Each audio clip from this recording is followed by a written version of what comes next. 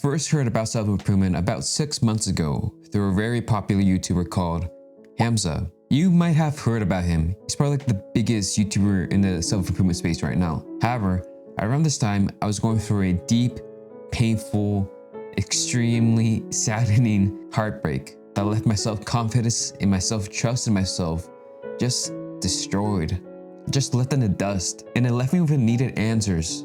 Like I needed to know how to heal from this, how to deal with it. So what I did is I went on YouTube and started looking up how to stop missing your ex. Don't lie to me, you probably have done this before. So when I looked this up, I came across one video that caught my eye, and it was Hamza's. I think the video was called Going Through a Heartbreak, There's Something You Can Do. It was something cool like that. So I went ahead and I clicked on the video and I watched it all the way through. But there was one term that he explained that really caught my attention, which was self-improvement. So I got really interested in this concept. So I decided to do a little bit more research on it. So I went on Hamza's channel and started watching all the videos on self-improvement. And for weeks on top of weeks, I'm not gonna lie to you, I was been watching Hamza's videos a lot. And as I was watching these kind of videos, I started to really get a grasp what self-improvement really is. I used to think that self-improvement was just looks maxing and going to the gym and just doing mewing. But I later realized as I watched these videos, it isn't all about that, but it's also the mental aspect of it, like the mental health and the things you consume online, like through social media, TikTok, the news stations, all those things that just spike your dopamine and kill your hunger for success. And I learned that all those things are just distractions on what I'm supposed to be, what I'm supposed to become. So as I started to watch more and more of these videos, I started to learn more about the habits that I can do, like meditations, going to sleep early, or reading books on how to become successful or become rich. So I decided to try it out, to implement these things into my daily life. So pretty much every day I was reading, I was going to sleep early, I was eating healthier, I was doing all the good shit. And I was doing this for about 3 months. And for those 3 months, I was living the fucking best time of my life. I never felt like this ever before. I feel like my mind and my mental health was just calm and clear. And on the physical side of it, I feel like I was the best shape of my life. Like I was the leanest I've ever been. Back then, I used to be a fucking obese. But during these 3 months, I was fucking lean. I just felt when I started self-improvement, I was just on the path to greatness. Like nothing could stop me. Like I was on a high. Like I was living a high testosterone, high masculine life. But it wasn't until one day, out of nowhere, randomly, I got fucking sick. Extremely fucking sick. And this lasted for about 2 weeks. But that's where everything started to fall off. I wasn't meditating. I was being inconsistent on all my self-improvement habits. And my energy levels and my pumps at the gym just fucking plummeted. And even when I recovered, I couldn't get back to that energy. I couldn't get back to that high I was on. And with that came with mental health just falling apart. I was going back into my old ways, like watching porn, eating junk food and all that. And on top of that, I got diagnosed with a medical condition called a varicocele. A varicocele is pretty much a clump of veins in your testicles. Do you know those wires that come out from your testicles? Well, those wires are your veins. And what happens when you have a varicocele, those veins fucking enlarge. They enlarge and they become swollen and inflamed. And what happens is this causes a lot of pain and a big drop in your testosterone. So pretty much when you have a varicocele, you just feel like shit the whole time. And as I was going through this, I just felt like I was going back to square one. It just felt like my life was just regressing. Even though I still tried to do all the good habits, try to get back to that energy level, I just couldn't do it. And I even tried to give up so many times. But it wasn't until 2 weeks ago, I really sat myself down. I told myself I need to sit down and relax and think about the things I'm going through. And I thought to myself, despite all the struggles and all the things I'm going through, I still have not quit. I'm technically still on my self-improvement journey. I'm still doing all the good habits and still trying despite me being inconsistent. So I really thought to myself, I think that this is a part of my self-improvement journey. Struggling and suffering is a part of my self-improvement journey. I'm supposed to go through this rut and these struggles so I can learn from it. So I can learn how to bounce back from it. I need to feel the pain of being at this low so I know where I don't want to be. So I can just bounce back and get back to the high. And that's where I'm at today. Today, I feel like I'm starting to bounce back. It feels like I'm getting back into my season 1.5 self-improvement journey, which is why I'm making this video right now, so I can look at the things, the methods I can do, so I can get back into this rhythm that I was before, and to also show you what you can do to start fixing your life and start your own self-improvement journey. So let's do this together. Let's start self-improvement together. Now, the first thing that you need to know is that concept of delayed gratification, which means suffering today for a better future or a better tomorrow. Like, say for example, I have an ice cream with me right now. Pretend right here I have an ice cream and I am craving the fuck out of it. I want to fucking eat it right now, but I'm on a diet, so I can't eat an ice cream. So what do you think would happen if I were to eat this ice cream? Tomorrow, I'll probably feel like shit. I'll probably feel guilty and shame that I cheated on my diet and I decided to eat this ice cream. But if I were to apply the concept of delayed gratification in this scenario, I would tell myself that I need to suffer today, so tomorrow I won't feel that extra pain of shame and guilt. So pretty much right now, I'm telling myself that I need to suffer the consequences of having the cravings, of having the temptation of eating the ice cream right now today, so tomorrow I won't suffer the consequences of pain, shame, guilt, and that extra fat. So pretty much when we apply delayed gratification, we're tricking ourselves, our brains, to follow success instead of instant gratification habits like porn, video games, junk food, and all of that bullshit that fucks with your brain. We're acknowledging that doing the good habits right now and putting in the hard work right now will help us in the future to build a better, successful life. Think about that. Imagine two people who are working on a business. One of them watches porn for 2 hours a day. The other works on his business for 2 hours a day. Who do you think is going to make the most progress? Is it the one with instant gratification habits, or the one that decides to delay gratification and put in all his hard work into something that's good? Obviously, it's the one that puts all his effort into his business. And guess what? That right there is your competitive advantage, because most men nowadays don't follow delayed gratification. They follow instant gratification habits like I mentioned. They chase women and drugs and all that. They don't like putting in the hard work right now, so in the future they can build a better, successful life. They like the pleasure right here, right now. So right there, that's your advantage. That you are not like them. That you're not like fucking most men.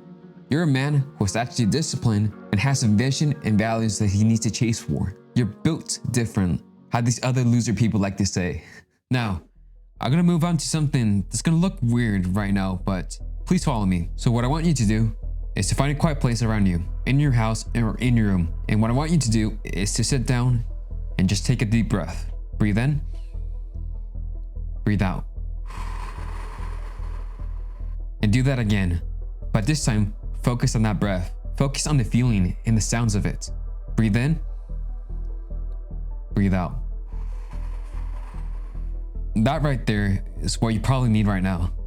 You just need to relax and just have some time to yourself to just think about things. Just focus on one thing, then instead of focusing on the stresses and the anxiety of life. All you need to do right now is just to breathe and just relax. And guess what? I have good news for you. You right now have meditated, meaning that you right now have taken action to start your self-improvement journey. You right now, if you follow me, are on your self-improvement journey, and that's all you need to do. You need to take action to just start your self-improvement journey. And congrats, you took action on it. And most people do not take action because they're too afraid to do the thing, or they're too afraid that other people are just gonna think badly of them or gonna make fun of them. People think that other people are just gonna make fun of them because they're trying to be successful and trying to be better, but don't listen to that. Most people who actually make fun of you are complete Jeffreys or fucking losers. More than likely, they go home, jerk off, and watch porn, and they eat just a bunch of junk food and play video games after. But you're different. You decided to take action. Despite you not knowing what you're trying to do, you're still trying to improve. Like, take for example, you're in your car and you want to get from point A to point B. So you have a destination you want to go. But here's the catch. You have no map and no directions on how to get there. So what are you gonna do?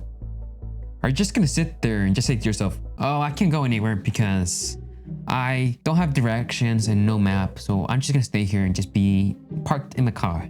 No, right? You're not gonna do that. Most likely, you're gonna turn on your car and start driving. And as you start driving, you're gonna make small adjustments, small turns to make your way to your destination. You're gonna make adjustments throughout your path so you arrive at your destination where you want to go. The same works with self-improvement. You take action right now, and over the process, over the path, you make small adjustments, like you add new habits into your life, like journaling and meditating. That's what it means to take action, to command yourself to do the action and to do the habits, and over time, learn from it and make small adjustments throughout your whole path. Despite all this delayed gratification, taking the action, being consistent, dreaming big, there's one thing that you need to take account for. You need it, and you need it on top of everything.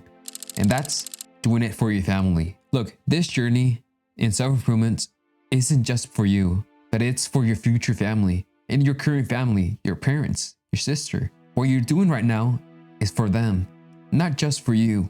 And more likely, your family's fucking poor. My family's fucking poor. We're all broke, young, and poor. But that's our advantage. We have the youth that most people don't have. We have the time to make mistakes or learn on the things or on the path we want to truly take. And most men and most people don't take advantage of their youth. They fall into this bullshit advice that most people tell them. They tell them that they're young, that they should go party, they should do drugs, that they should have fun. But guess what happens when you follow that advice? You become addicted to it. It becomes part of your lifestyle. And by the time you reach 30 or 40 years old, you're still going to be in that place. You're still going to be drinking, going out, doing drugs, fucking a bunch of women. And there's one point in your life, you're just going to look at yourself in the mirror and you are just going to look at yourself and self-pity and regret that you didn't take advantage of your youth, that extra energy you used to have. Now you're right here in your 40s with a family, broke, with a wife that cheats on you. And all this is because you decided not to focus in and do the good habits to improve yourself and improve as a man. So please don't try to be like that mediocre man. Instead, focus on the things you need to do. Focus on your journey and think about how you want your future family to live. Do you want them to live in the slums with a shitty lifestyle? Or do you want them to live in a mansion where they're comfortable and they don't have to go through this whole trauma of living in the hood? And also think about how high quality you want your future wife to be. Isn't it fair to say that our partner reflects the person who we are, the quality of ourselves? So when we're spending all the time doing bad habits, doing drugs, drinking, doesn't that automatically make us a low quality person? So naturally, we attract what we are. So why would you do that to yourself? Why would you want to attract a woman or a partner who you know in the past week has hooked up with someone and has a body count of 10, 20, 30? Why would you want to be with a person for the rest of your life who's like that? Obviously, you don't want that. You want that girl who's pure, sweet, beautiful, and also is on self-improvement. She does good habits, she meditates, she journals. So if you want the best quality wife or the best quality family, then you must become the best version of yourself. That best version of yourself who decided to lock in when he was 21, 22, 23, 24, 25, and decided to stay away from all the bad habits.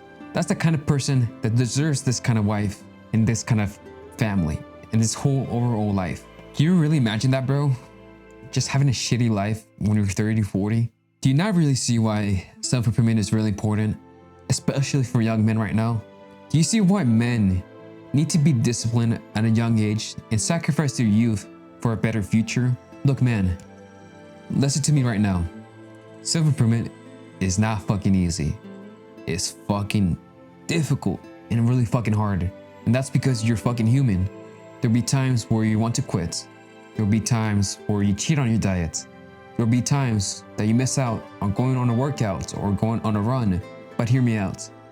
At least have the intention to keep trying and keep doing the things you're doing and not giving up on them. This is all you need to do to be the last man standing and not give up. Never give up. I guarantee you, once you reach that level, you're gonna be so happy yourself and you're gonna thank me. Because once you hop on self-improvement and take the action, then you will become that one person who you want to become. So please take this seriously. Thank you for watching and thank you for being here.